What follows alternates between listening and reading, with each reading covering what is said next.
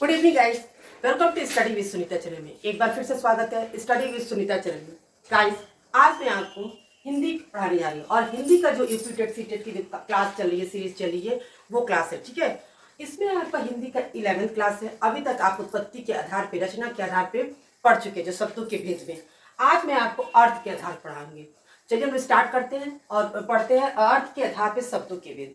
अर्थ के आधार पे शब्दों के भेद क्या कितने होते हैं? दो, सार्थक शब्द और निरर्थक शब्द। ठीक है, अब सार्थक शब्द किसे कहते हैं, उसकी परिभाषा से और उसके शब्दों से हम समझते हैं कि सार्थक शब्द क्या होता है और निरर्थक शब्द। बहुत सीधा साधा है और बहुत आसान भी है, बहुत जल्दी आपको समझ में आने वाला है टॉपिक है।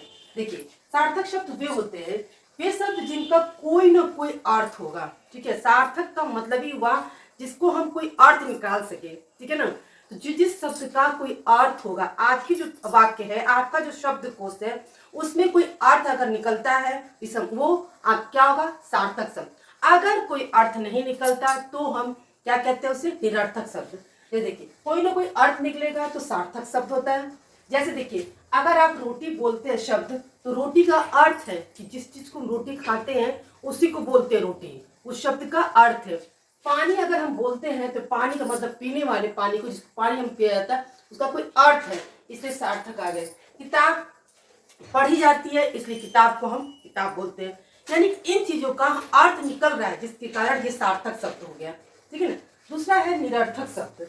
तो निरर्थक शब्द यानी कि ऐसे शब्द जिनका कोई भी अर्थ नहीं निकलता है, कोई भी मतलब नहीं होता है। व्याकरण की दृष्टि से, हिंदी भाषा में व्याकरण की दृष्टि से निरर्थक शब्दों का कोई मतलब नहीं होता है। जैसे देखिए, बोलते हैं रोटी ओटी, ठीक है ना, पानी वानी, किताब विताब। तो बोलचाली भाषा प्रवाह के लिए हम बोलते हैं क्या? निरर्थक शब्दों को, रोटी ओटी। लेकिन अगर साथ में रोटी ओटी बोलते हैं, इसका कोई अर्थ नहीं हो।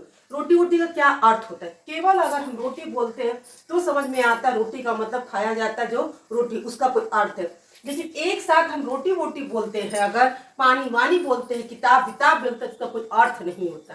ठीक है, इन शब्दों का कोई अर्थ नहीं होता। लेकिन भाषा में प्रभाव के लिए हम क्या करते हैं? बोलचाल की भाषा में बोलते हैं, अरे रोटी वोटी खाए हो, पानी वानी लाओ, किताब विताब निकालो। अगर एक साथ हम बोलते हैं, अगर किताब निकालो, तो बच्चों समझते हैं किताब निकालना। अगर हम ये बोले किताब विताब निकालो, तो इसका क्या मतलब है? कोई भी मतलब नहीं है। इन शब्दों का कोई मतलब नहीं होता है, तो आपकी व्याकरण की दृष्टि से भी इसका कोई अर्थ नहीं निकलता है, तो कोई मतलब नहीं है। ठीक है, लेकिन आप भाषा प्रवाह के लिए बोलचाल की भाषा में लोग बोलते हैं। यही है आपके सार्थक शब्द और निरर्थक शब्द जो कि आपको बोला जाता है। अब मान देखिए, अब बस इतना समझ जाइए कि सार्थक शब्द का अर्थ वही होता है जिन शब्दों का हम अर्थ निकाल सकते हैं, जिस शब्दों को अर्थ निकलता है वही सार्थक शब्द होता है। जैसे जो आप बोलते हैं, रोटी खाना पीना, जो भी शब्द बोलते हैं तो अर्थ निकलता ही है। ठीक है, तो और जिन शब्दों को लगा के बोलेंगे रोटी वोटी दो, पानी वानी, इस तरह शब्दों का अर्थ नहीं निकलता है। और व्याकरण में आपके निरर्थक शब्दों का कोई मतलब नहीं होता है। ये थे आपके सार्थक शब्द और निरर्थक शब्द।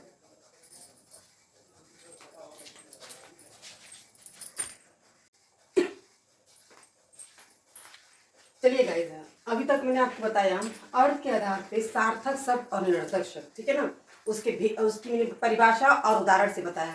अब हम लोग पढ़ते हैं सार्थक शब्द के भेद। ठीक है ना, तो निरर्थक शब्द तो आपको समझ में आ ही गया था कि निरर्थक शब्द क्या होता है, जिसका कोई अर्थ नहीं निकलता है। और हम लोग जो भी शब्द बोलते हैं भाषा की प्रभाव से, रोटी वोटी, इस शब्द का अर्थ ही नहीं निकलता है, लेकिन हम लोग यूज करते हैं, इस्तेमाल करते हैं। ठीक है ना, ये तो आपको। अब सार्थक शब्द के भी भेद होते हैं। कौन कौन सा? देखिए, एकार्थी शब्द और अनेकार्थी शब्द। ठीक है ना, शब्दों के भेद में देखिए मैंने लिखा है, लेकिन सबसे पहले समझते हैं एकार्थी शब्द और अनेकार्थी शब्द। एकार्थी शब्द क्या होता है? देखिए, वे शब्द जिन शब्दों का एक ही कोई अर्थ निकलता होगा। ठीक है ना, जिन शब्दों का सिर्फ एक अर्थ निकलता होगा उसे हम एकार्थी शब्द करते हैं। और एकार्थी का मतलब ही होता है एक। ठीक है ना, आपको शब्दों से ही समझ में आ जाता है कि उसका अर्थ क्या होगा। तो एकार्थी से हमें समझ में आ गया है कि इन शब्दों का सिर्फ कोई एक अर्थ निकलेगा। जिन शब्दों का सिर्फ एक अर्थ निकलता हो उसे हम एकार्थी शब्द करते हैं। उदाहरण के लिए देखें, जैसे घर, रात, दिन, इन कुछ शब्दों का अर्थ जो है एक ही निकलता है, इसीलिए इन शब्दों को हम एकार्थी शब्द में रखते हैं। अब उसके बाद आता है अनेकार्थी शब्द। अनेकार्थी शब्द मतलब वो शब्द जिनके कई, एक से अधिक अर्थ निकलता है, 2 3 4 5 ऐसे करके निकलता है। कोई एक अर्थ नहीं होगा। और जिन शब्दों का एक से अधिक अर्थ निकलेगा यानी कि उसे हम अनेकार्थी शब्द कहते हैं, ठीक है ना। जिनका प्रयोग एक से अधिक अर्थ में, जिनका प्रयोग एक से अधिक अर्थों में किया जाता है या होता है, ठीक है, किया जाता है, उन्हें हम क्या करते हैं, अनेकार्थी शब्द। जैसे सूर्य का है, ठीक है ना, सूर्य के कई अर्थ होते हैं, किरण के भी कई अर्थ होते हैं और वस्त्र के भी कई अर्थ होते हैं। वो आपके जब परिभाषित शब्द में लिखवाया जाएगा तो आपको बताएंगे हम, ठीक है ना। तो लेकिन इन शब्दों के कई अर्थ होते हैं, ठीक है। सूर्य को हम कई नामों से बुलाते हैं, किरण को भी और वस्त्र का भी। वस्त्र को कपड़ा कहते हैं, और ठीक है ना, इस तरह से है। और किरण को किरण कहते हैं, प्रकाश कहेंगे सूर्य को, ठीक है। और उसी तरह से है। अब आता है परिभाषित शब्द। तो परिभाषित शब्द को ही हम समानार्थी शब्द भी कहते हैं, जिसका हम जिन जिन शब्द के समान अर्थ वाले शब्दों को हम क्या कहते हैं, परिभाषित शब्द या समान, मतलब उन शब्दों का वही अर्थ होगा, समानार्थी, ठीक है ना। यानी जो परिभाषित शब्द होता है, कभी कभी एग्जाम में ये पूछ देता है कि समानार्थी शब्द किसे कहते हैं, तो बच्चे परिभाषित शब्द जानते हुए और कंफ्यूज होते हैं। तो आप ये समझ लीजिए कि परिभाषित शब्द और समानार्थी शब्द एक ही होता है, ठीक है ना। इसमें कोई परेशान होने वाली बात नहीं है। परिभाषित शब्द और समानार्थी शब्द का अर्थ यही होता है कि जिन शब्दों का अर्थ समान होता है उसी को हम समानार्थी या परिभाषित शब्द कहते हैं। जैसे देखिए, हम पानी, जल को तो कि पानी भी कहते हैं, वारी भी कहते हैं, सलील भी कहते हैं। तो जल का अर्थ, ठीक है ना, पानी भी हुआ, वारी भी हुआ, सलील भी हुआ, तो इसका सब समान ही अर्थ है। जल का मतलब जल, पानी का मतलब पानी, वारी का मतलब पानी, और सलील का भी अर्थ पानी से ही होता है। तो यानी कि इसका जो अर्थ होगा वो समान होगा, ठीक है ना। इसी को हम कहते हैं परिभाषित शब्द, और इसी को हम समानार्थी शब्द। जब एग्जाम में अगर परिभाषित शब्द दिया रहता है तो बच्चे रटे हुए रहते हैं कि परिभाषित, इसका तो लिख देते हैं। अगर उसको ये पूछ दे कि इसका समानार्थी शब्द बताइए तो परेशान हो जाएंगे। तो ये समझ लीजिए परिभाषित शब्द, समानार्थी शब्द एक ही होता है, और उसके जो अर्थ होते हैं वो भी एक होते हैं। यानी कि जल का अर्थ पानी भी होगा, वारी भी होगा, सलील भी होगा, ठीक है ना। इसी तरह से फिर आता है तो विलोम शब्द। विलोम शब्द का मतलब ही उल्टा, उस शब्द का अर्थ एकदम अलग हो, मतलब उसका जस्ट उल्टा होता है। उसी को हम क्या करते हैं, इसका विपरीत अर्थ ही होता है, उसका भाव एकदम अलग होता है, तो उसी को हम कहते हैं, ऐसे तो बोलेंगे उल्टा शब्द हम लोग बोलते नहीं, विलोम शब्द, विपरार्थक शब्द, ठीक है, जिसको हम कहते हैं इस शब्द का उल्टा होता है। इसको विलोम भी होता है और विपरार्थक शब्द।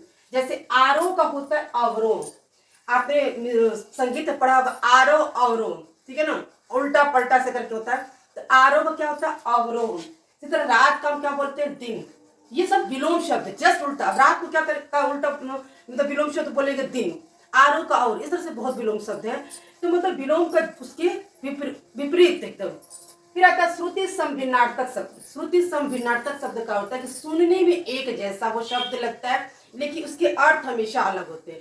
आप जब सुनेंगे तो वो शब्द एक जैसा आपको दिखता है, समान लगता है, लेकिन अर्थ उसके हमेशा अलग होता है। श्रुति मतलब सुनना, और समभिन्नार्थक मतलब सुनने में समान हो लेकिन अर्थ उसका अलग हो। जैसे देखिए, जो ध्वनि और वर्तनी की दृष्टि यानी कि बोलने की दृष्टि से आपके बहुत कुछ समान लगते हैं, लेकिन अर्थ हमेशा अलग होता है। जैसे देखिए, हम लोग बोलते हैं अंदर और अंतर, क्या लगता है एकदम एक जैसा लग रहा है, अंदर और अंतर, लेकिन दोनों के अर्थ अलग है। अंदर का अर्थ हो गया भीतर, बोलते हैं अंदर जाओ यानी कि भीतर जाओ, मतलब उसकी तरह।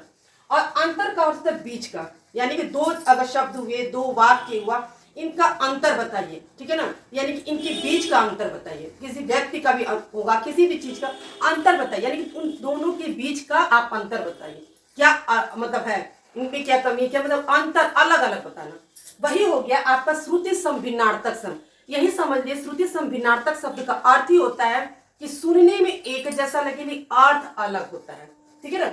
अंदर का अर्थ भीतर और अंतर का बहुत है, ऐसा नहीं, लेकिन मैं आपको कुछ एक उदाहरण लेके आपको समझा रही हूँ। तो ये हो गया, उसी तरह से बोलते हैं अंदर अंतर, तो लग रहा है क्या, बोलने में एक जैसा, ठीक है ना, सुनने में भी कुछ एक जैसा लग रहा, अंदर अंतर, लेकिन इसके अर्थ एकदम अलग है। अंदर का अर्थ भीतर और अंतर का अर्थ बीच में, दो चीज के अंतर का वर्ड, किसी चीज का कोई वाक्य है, शब्द है, ठीक है ना। अब होता है अनेक शब्दों के लिए शब्द, यानी कि वाक्य मतलब अर्थ देखिए, अनेक शब्दों के एक शब्द का मतलब शब्द एक होंगे, यानी कि शब्दों के एक, यानी कि एक वाक्य, उन वाक्यों के शब्दों का अर्थ एक ही शब्द में समझ में आ जाएगा। जो आप अनेक शब्दों के लिए जो एक शब्द का मतलब यानी कि जो वाक्य आपको दिया रहेगा केवल एक शब्द भी उसका अर्थ समझ में आ जाएगा, ये इसका अर्थ होता है अनेक शब्द। इसीलिए आपको देखिए श्रुति संविनाट शब्द बहुत है, तो आपको जब पढ़ते पढ़ते अभ्यास करेंगे तो एग्जाम में जैसे भी आएगा आप समझ लेंगे, लेकिन आपको याद करना प्रैक्टिस में आपको लाना पड़ेगा, अभ्यास में लाना पड़ेगा।